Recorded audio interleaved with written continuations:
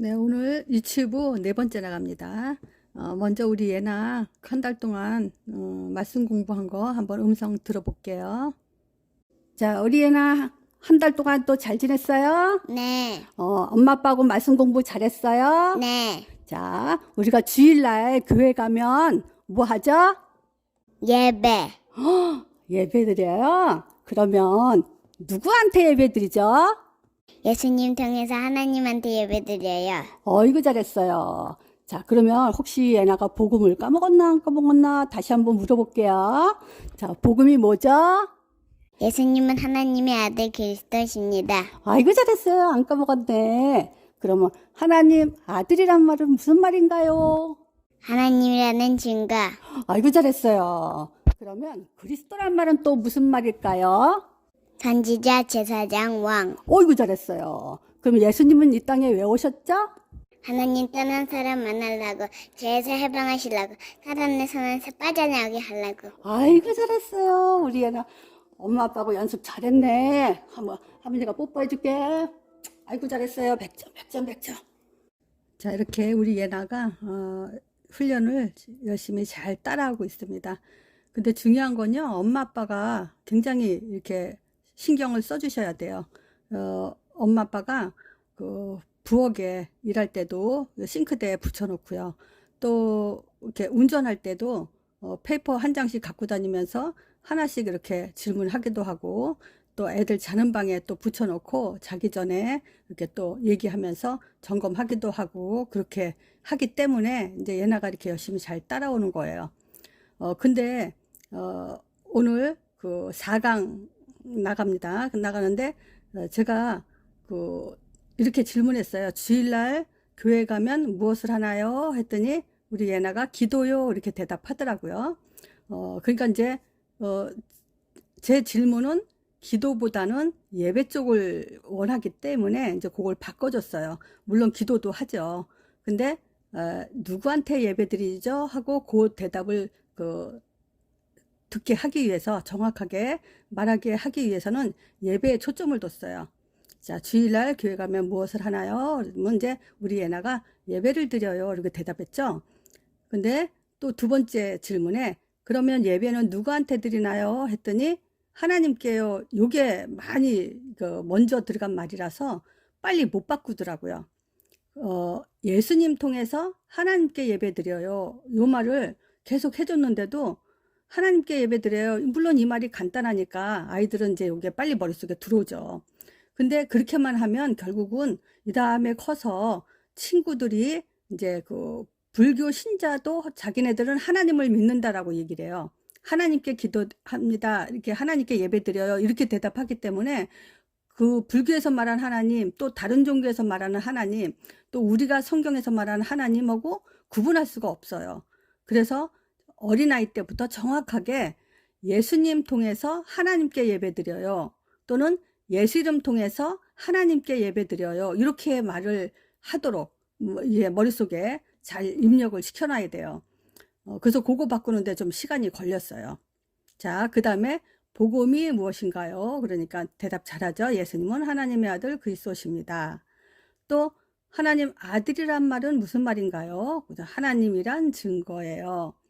또 그리스도란 말은 선지자, 제사장, 왕. 이제 우리 애들이 이런 거는 이제 대답을 잘하죠.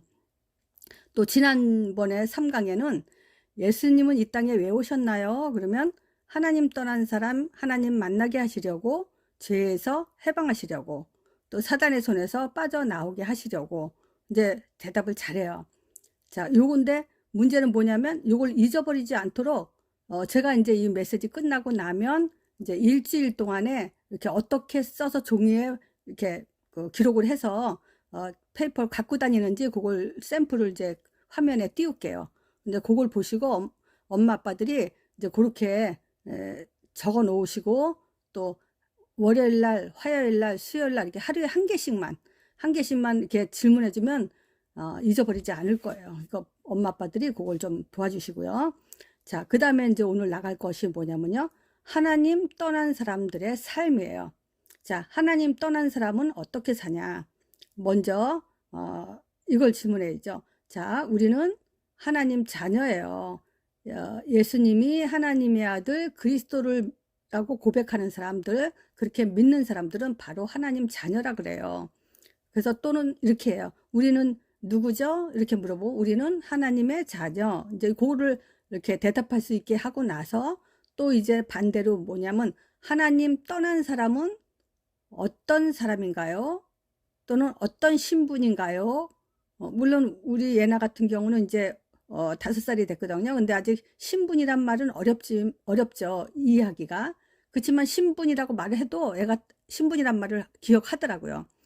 자, 우리는 어떤 신분을 가졌죠? 그러면 하나님 자녀요. 이렇게. 또 하나님 떠난 사람, 하나님 만나지 않은 사람은 어떤 신분을 가졌나요? 또는 어떤 사람인가요? 이렇게 물어보면 마귀 자녀 이렇게 대답하죠. 자, 그러면 그게 되면 이제 마귀 자녀는 무엇을 하면서 살죠? 그러면 얼른 대답 못하죠. 그러면 돼지머리에 절하고 이렇게 우상 숭배하는 거 이렇게 우상 숭배 그러면 먼저 대답하면 안 되죠. 우리가 이제 나도 모르게 자꾸 먼저 우상 숭배 이렇게 나오는데 돼지머리에 절하는 것 가지고 뭐라고 하죠? 그러면 이제 우리 예나가 우상 숭배예요. 이렇게 얘기하죠. 그러면 우상 숭배하면 어떤 문제가 오나요? 영적 문제가 옵니다. 또 영적 문제가 오면 또 어떤 문제가 오나요? 정신 문제가 옵니다. 그렇죠. 근데 정신 문제는 스트레스를 많이 받는 거예요.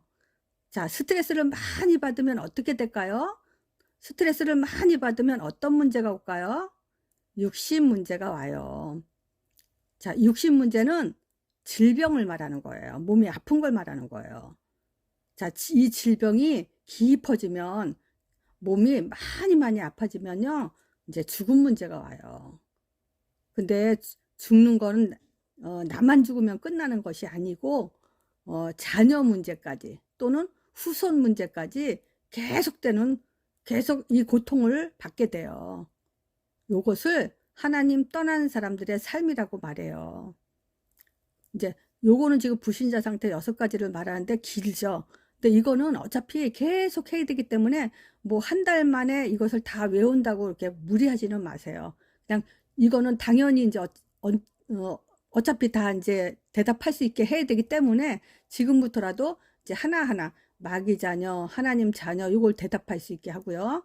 또 마귀 자녀는 우상숭배, 돼지머리에 절하고 차에다가 뭐 돌에다가도 절하고 나무에다가도 절하고 또 제사 지내는 거 있잖아요. 그 제사 지내는 것도 절하는 거잖아요. 이런 것을 우상숭배라고 해요. 그리고 자꾸 이제 우상숭배를 얘기해 주시고요. 또 우상숭배하면 당연히 오는 문제가 영적 문제예요. 그러니까 아이들은 지금 영적 문제가 뭔지 모르죠. 그냥 영적 문제라고 그냥 말만 해주시면 언젠가 얘네들이 영적 문제가 뭐예요? 정신 문제가 뭐예요? 이렇게 대답할 때 그때 설명해 주시면 돼요. 지금은 몰라도 어떤 의미인지 몰라도 그냥 말할 수 있게만 자꾸 해주시면 돼요. 그러면 이제 어느 날인가 얘네들은 복음의 뿌리가 체계적으로 잘 잡혀 있을 겁니다.